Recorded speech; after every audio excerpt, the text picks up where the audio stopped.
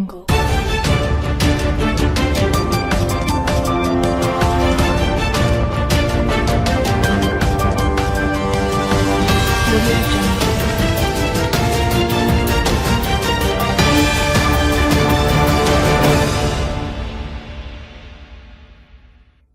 Breaking, all hell breaks loose at WH after Trump busts the Republican traitor behind leaks.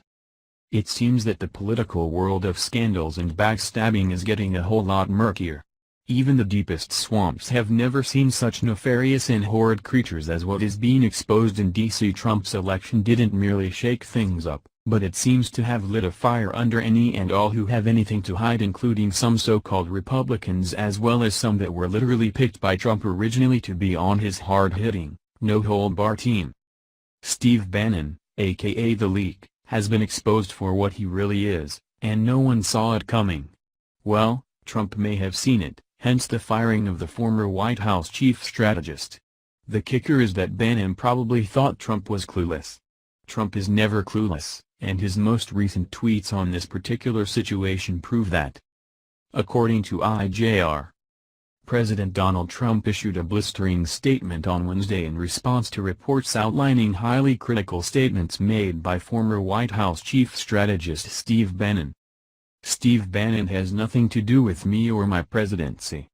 When he was fired, he not only lost his job, he lost his mind, Trump said. However, another interesting detail buried in the statement is the fact that the president identified Bannon as one of the leakers within his administration.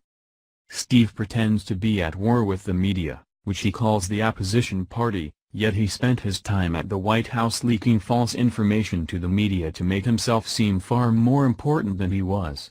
It is the only thing he does well. Steve was rarely in a one-on-one meeting with me and only pretends to have had influence to fool a few people with no access and no clue, whom he helped write phony books. And there you have it.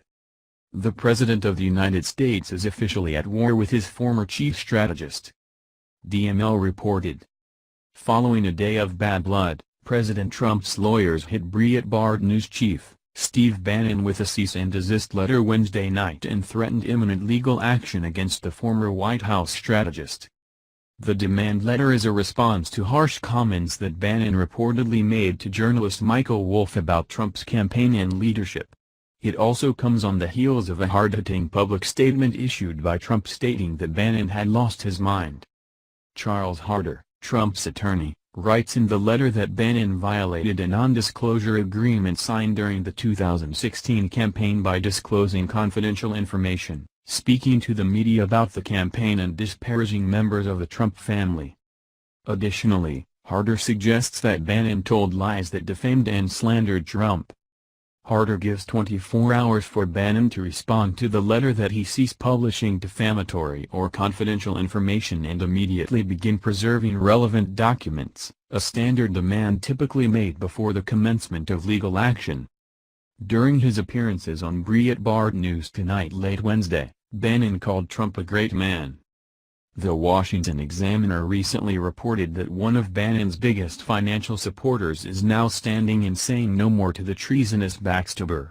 Top Trump donor Rebecca Mercer cut ties with Steve Bannon after the former White House chief strategist reportedly said he would rely on Mercer's financial backing if he ever ran for president.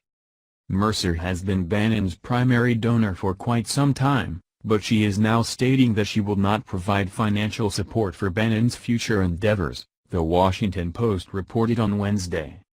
Bannon is now back with Breitbart, but it is anyone's guess how long that will last, with him literally trying to take on our president.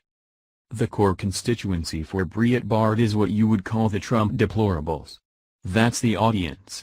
And if they're asked to choose between Steve and Trump, they're going to choose Trump. That's clear, a source familiar with Breitbart's ownership said, according to the Post.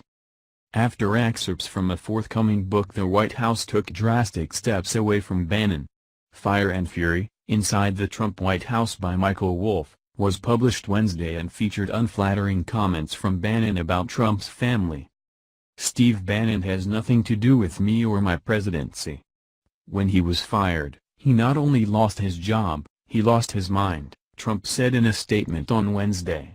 Steve was a staffer who worked for me after I had already won the nomination by defeating 17 candidates, often described as the most talented field ever assembled in the Republican Party.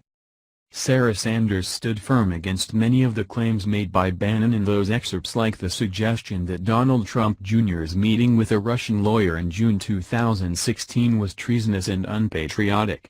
Sanders stated that the accusation was ridiculous. She went on to say that Trump and Bannon have not spoken since early December. It may be time for Bannon to shut up and sit down. He has already lost a coveted position in the White House as well as his financial backer. If he isn't smart, the next thing to go will be his job with Breitbart.